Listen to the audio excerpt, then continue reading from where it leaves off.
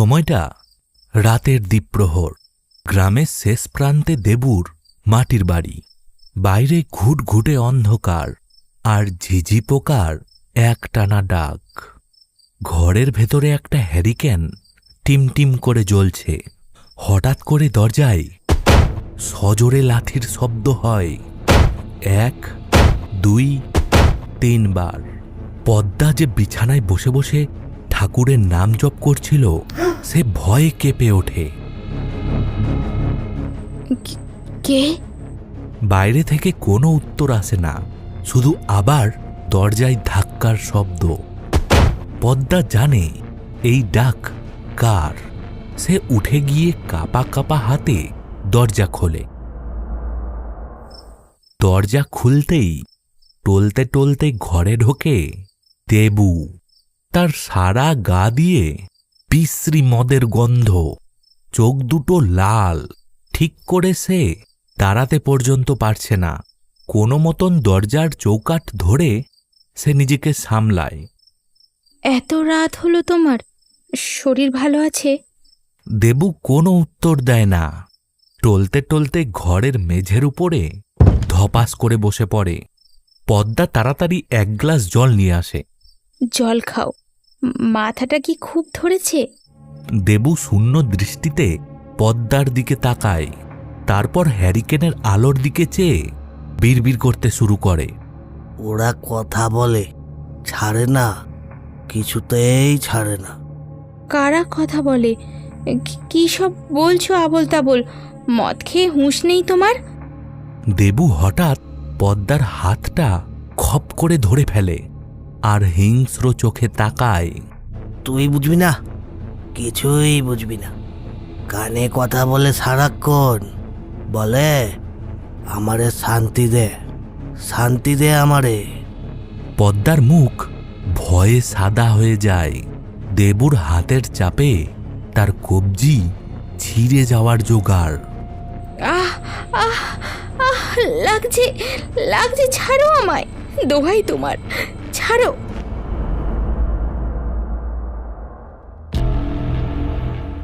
দেবু যেন সম্বিত ফিরে পায়। সে পদ্মার হাতটা ছেড়ে দিয়ে আবারও বিড়বিড় করতে থাকে। ঘুমাতেই দেয় না, রাতে একটুও ঘুমাতে দেয় না। পদ্মা দূরে সরে গিয়ে কাঁদতে থাকে। দেবুর এই অবস্থা নতুন নয়। প্রায় রাতেই কাজ থেকে ফিরে সে এমন করে। পদ্মা ভাবে হয়তো সারাদিন মরা ঘাটার কাজ করে বলে তার স্বামীর মাথাটা বিগড়ে গেছে।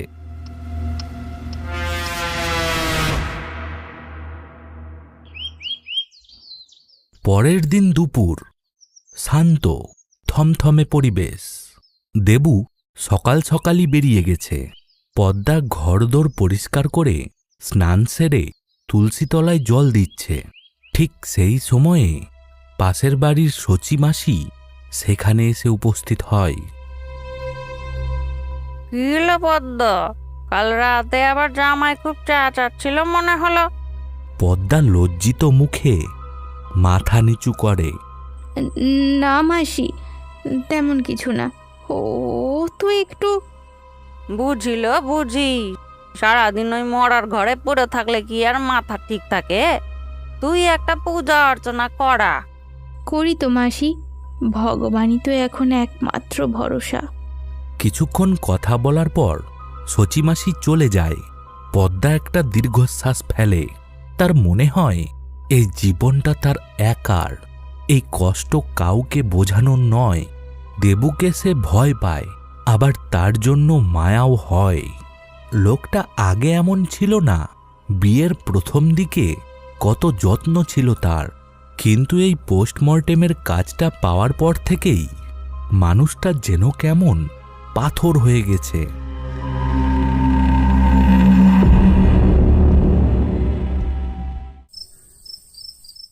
কয়েকদিন পরের এক রাত।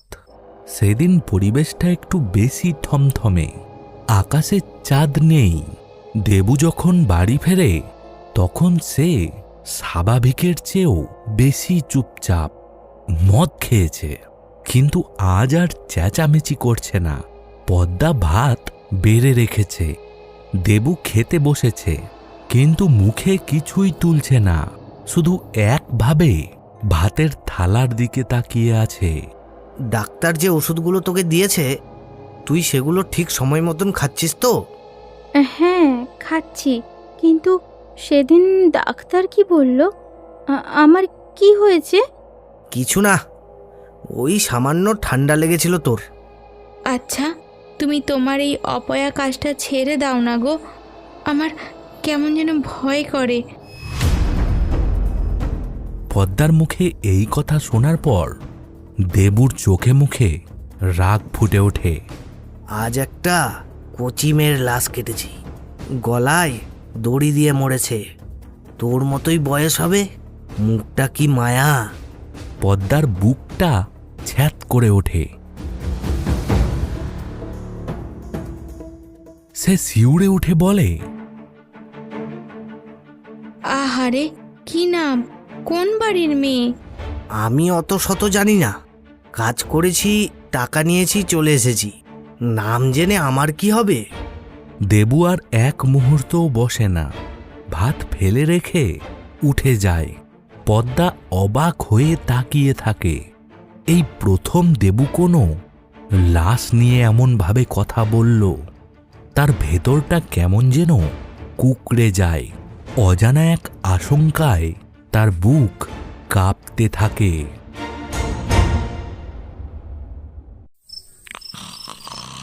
মাঝরাত, দেবু অঘরে ঘুমোচ্ছে। তার নাক ডাকার শব্দ হচ্ছে। পদ্মার চোখে ঘুম নেই। হঠাৎ পদ্মার মনে হলো রান্নাঘর থেকে একটা খট করে শব্দ এলো, যেন কেউ একটা বাসন নাড়িয়ে রাখল। পদ্মা কান খাড়া করে, হয়তো ইঁদুর হবে। সে নিজেকে বোঝায়। কিছুক্ষণ পর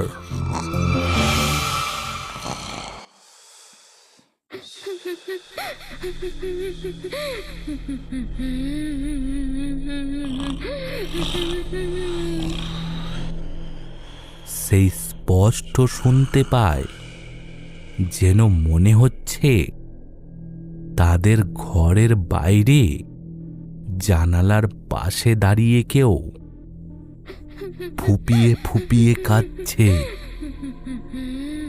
একটা অল্প বয়সী মেয়ের কান্নার আওয়াজ। পদ্মা আর সহ্য করতে পারে না। সে দেবুকে জাগানোর চেষ্টা করে। ওঠো, ওঠো, ওঠো। শুনছো? শুনছো? বাইরে যেন কেউ কাঁদছে। দেবু ঘুমের ঘোরে বিরক্ত হয়ে ওঠে। তোর জ্বালায় একটুও শান্তি নেই, ঘুমাতো চুপচাপ। না না, সত্যি বলছি, একটা মেয়ের কান্নার আওয়াজ। এরপরে দেবু ধর্মর করে উঠে বসে। তার চোখ দুটো অন্ধকারে জ্বলজ্বল করতে থাকে। সে পদ্মার দিকে নয়, ঘরের অন্ধকারের কোণাটার দিকে তাকিয়ে থাকে। আবার এসেছিস? কি কি চাস তুই? পদ্মা অবাক হয়ে যায়। দেবু কার সাথে কথা বলছে?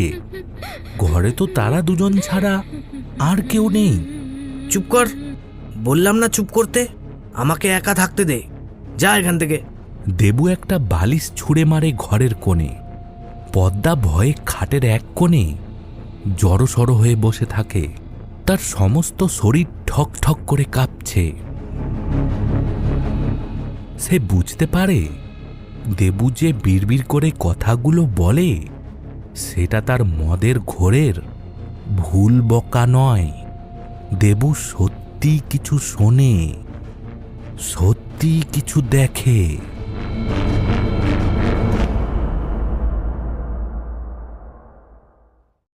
আমার নাম ছিল কয়েকদিন পরের এক রাত, দেবু মদের দোকান থেকে টলতে টলতে বাড়ির পথ ধরেছে।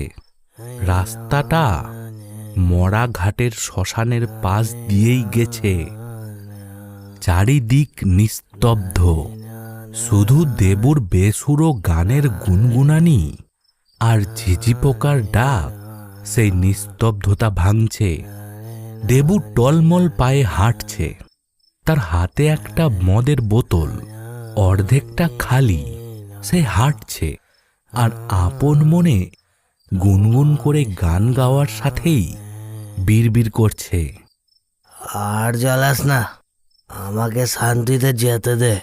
সবই তো দিয়ে দিয়েছি, সব। হঠাৎ সে মরা ঘাটের পাশে সেই কুয়োটার কাছে এসে থেমে যায়। তার গানের সুরও থেমে যায়। সে কান খাড়া করার চেষ্টা করে। সে একটা কান্নার শব্দ শুনতে পায়, খুব মৃদু কিন্তু স্পষ্ট। কোনো মেয়ে যেন ফুপিয়ে ফুপিয়ে কাঁদছে। তার মনে হয় যেন সেই শব্দটি সেই কুয়োর ভেতর থেকে আসছে। এত রাতে আবার কে মরতে এখানে কাঁদছে? যত সব। সে টলতে টলতে কুয়োটার দিকে এগিয়ে যায়।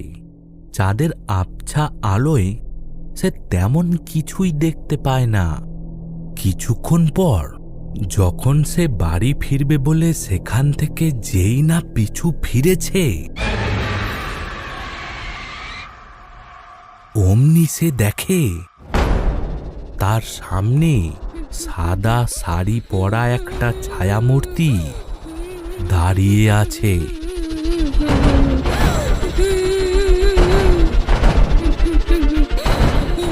মূর্তিটা স্থির, শুধু তার শরীরটা কান্নার সাথে সাথে হালকা হালকা দুলছে। আয়, কে ওখানে? কি করছিস এত রাতে? মূর্তিটা কোনো উত্তর দেয় না। কান্নাটাও থেমে গেছে। এবার যেন পরিবেশটা আরো বেশি থমথমে লাগছে। কানে কথা যায় না, কে তুই? মূর্তিটা এবার খুব ধীরে ধীরে মাথা তোলে। তারপরে সে দেবুর দিকে তার মুখটা ফেরায়। চাঁদের আলোয় যে মুখটা দেখা যায়, সেটা দেখে দেবুর শরীরের সমস্ত রক্ত জল হয়ে যায়। এটা তো সেই মেয়েটার মুখ। বাড়ি ফিরছিলে? দেবুর হাত থেকে মদের বোতলটা খসে পড়ে যায়। তার সব নেশা এক মুহূর্তে ছুটে যায়। তার জায়গায় তার শরীরে প্রবেশ করে ঠান্ডা শীতল ভয়। তুই তুই তো আমাকে চিনতে পেরেছো তাহলে দেবু?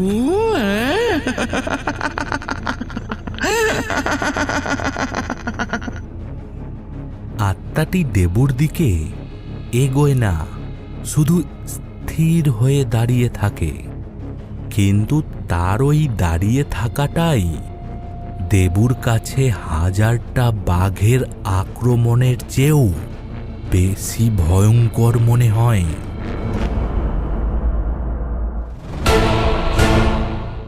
না না, এটা হতে পারে না। আসবি না, আসবি না, আমার কাছে আসবি না। দেবু আতঙ্কে চিৎকার করে ওঠে। সে আর এক মুহূর্তও দাঁড়ায় না। সে পিছোতে শুরু করে। তার চোখ দুটো আত্মার দিক থেকে এক মুহূর্তের জন্যেও সরছে না। দূরে থাক, আমার কাছ থেকে দূরে থাক। সে পেছোতে থাকে। সে খেয়ালই করে না যে সে কোন দিকে যাচ্ছে। কিছুক্ষণ পর তার পা একটা আলগা পাথরে হোঁচট খায়। পা পিছলে যায়। দেবু তার ভারসাম্য হারিয়ে ফেলে চিত হয়ে সোজা গিয়ে পড়ে কুয়োর ভেতরে। ধরাম করে একটা শব্দ, তারপরে ঝপাত করে জলে পড়ার আওয়াজ।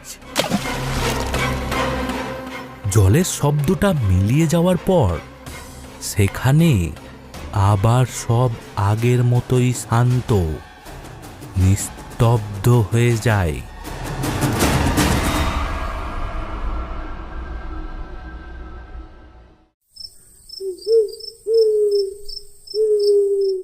এদিকে পদ্মা ঘরের দরজা জানলা সব বন্ধ করে দিয়েছে।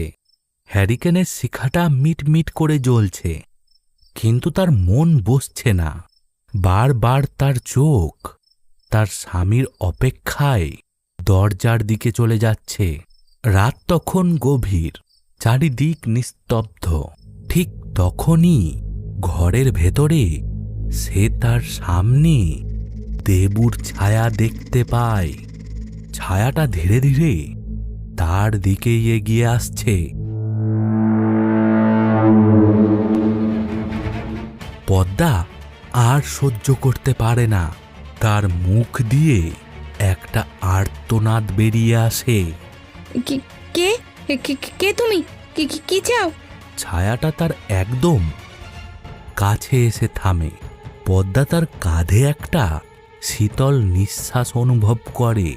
সে তার কানে দেবুর আওয়াজে একটা ফিসফিসানির শব্দ শুনতে পায়। বলেছিলাম না ও আমাকে ছাড়বে না, পদ্মা ছাড়বে না আমাকে। পদ্মা জ্ঞান হারিয়ে মেঝেতে লুটিয়ে পড়ে।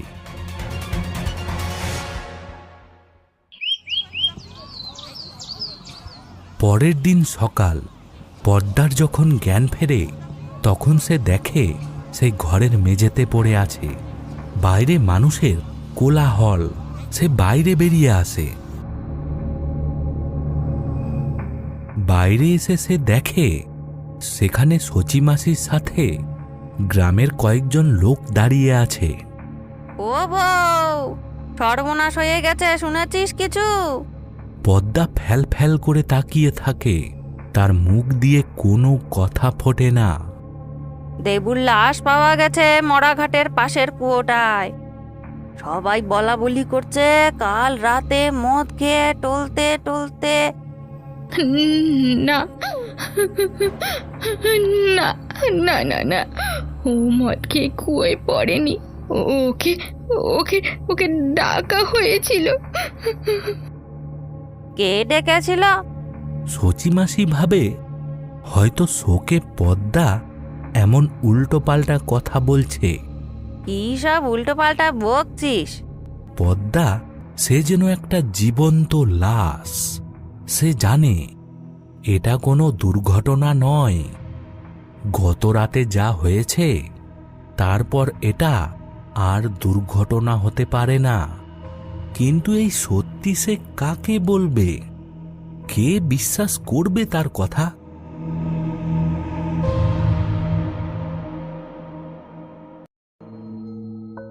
এরপরে বেশ কয়েক দিন কেটে গেছে।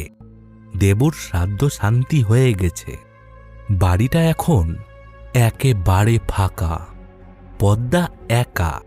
রাতের নিস্তব্ধতা তাকে গিলে খেতে আসে। সেদিন রাতে পদ্মা দেবুর জিনিসপত্র গোছাচ্ছিল। একটা পুরনো ট্রাঙ্কের ভেতর দেবুর জামা কাপড়গুলো ছিল। সেগুলোই। সেই কাজ করতে করতে পদ্মার চোখ দিয়ে জল গড়িয়ে পড়ে। লোকটা যতই খারাপ হোক, সে তো তার স্বামী ছিল। ট্রাঙ্কটা ঘাঁটতে ঘাঁটতে কাপড়ের নিচে একেবারে তলায় একটা ছোট্ট কাপড়ের পুটুলি সে দেখতে পায়। পদ্মা কাঁপা কাঁপা হাতে পুটুলিটা খোলে। ভেতরে অনেকগুলো টাকার নোট, হাজার হাজার টাকা, আর টাকার নিচে ভাঁজ করা একটা হলদে হয়ে যাওয়া চিঠি। পদ্মা হ্যারিকেনের আলোয় চিঠিটা মেলে ধরে। চিঠিটা দেবুর লেখা। পদ্মা, আমি জানি আমি খুব খারাপ স্বামী। তোর উপর অনেক অত্যাচার করেছি। কোনো দিন তোকে এতটুকু সুখ দিতে পারিনি। যদি পারিস তার জন্য আমাকে ক্ষমা করে দিস। তুই যখন এই চিঠি পড়বি আমি হয়তো আর বেঁচে থাকবো না। ও আমাকে বাঁচতে দেবে না। সেই মেয়েটা, সে আত্মহত্যা করেনি পদ্মা। গ্রামের প্রভাবশালী মহাজন সদানন্দ পালের ছেলে তার সর্বনাশ করে তাকে খুন করেছিল। আমাকে মুখ বন্ধ রাখার জন্য অনেক টাকা দিয়েছিল। আমি পোস্টমর্টেম রিপোর্টে লিখে দিয়েছিলাম এটা আত্মহত্যা। তুই ভাবছিস আমি টাকার লোভে এই পাপ করেছি? হ্যাঁ করেছি। মনে আছে সেই দিন যেদিন তোর বুকে খুব যন্ত্রণা হচ্ছিল, আমরা ডাক্তারের কাছে গিয়েছিলাম? তুই জানিস না তোর হার্টে একটা ফুটো আছে। ডাক্তার বলেছিল অপারেশন না করলে তোকে বাঁচানো যাবে না, অনেক টাকার দরকার ছিল। আমি তোর কাছে সেই বিষয়টি গোপন রেখেছিলাম, আর আমি সেই টাকা জোগাড় করার জন্যই শয়তান হয়ে গিয়েছিলাম। কিন্তু পাপের টাকা শরীরে সয় না পদ্মা। যেদিন থেকে আমি ওই মিথ্যা রিপোর্ট লিখেছি সেদিন থেকেই মেয়েটার আত্মা আমার পিছনে লেগেছে। সে রাতে আমার সাথে কথা বলে, আমাকে ভয় দেখায়, আমাকে ঘুমোতে দেয় না।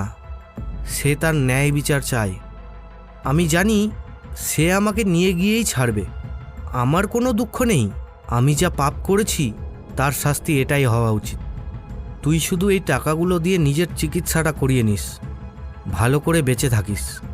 আমাকে ঘৃণা করিস না, শুধু মনে রাখিস এই পৃথিবীতে তোকে ভালোবাসার মতো আমার আর কেউ ছিল না। ইতি তোর পাপী স্বামী দেবু।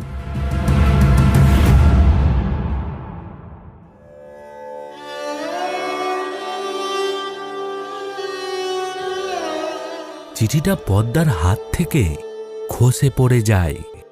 পদ্মার দুচোখ বেয়ে অঝরে জল ঝরছে। সে কাঁদছে, কিন্তু তার মুখে কোনো শব্দ নেই। তার চোখের সামনে দুটো ছবি ভাসছে, এক তার মদ্যপ স্বামী দেবু, আর দুই এক প্রেমিক স্বামী যে তার স্ত্রীকে বাঁচানোর জন্য ভয়ঙ্কর পাপ করতেও পিছুপা হয়নি। কিন্তু নিয়তির এ কি নিদারুণ খেলা! সে এখন কি করবে? সে কি তার স্বামীকে ঘৃণা করবে তার পাপের জন্য, নাকি তাকে ভালোবাসবে তার নিঃস্বার্থ বলিদানের জন্য? ভয়, ভালোবাসা, পাপ আর প্রায়শ্চিত্তের এই জটিল আবর্তে পদ্মা একা বসে থাকে। বাইরে ভোরের আলো ফুটেছে, কিন্তু পদ্মার জীবনে এক অনন্ত রাতের সূচনা হয়েছে।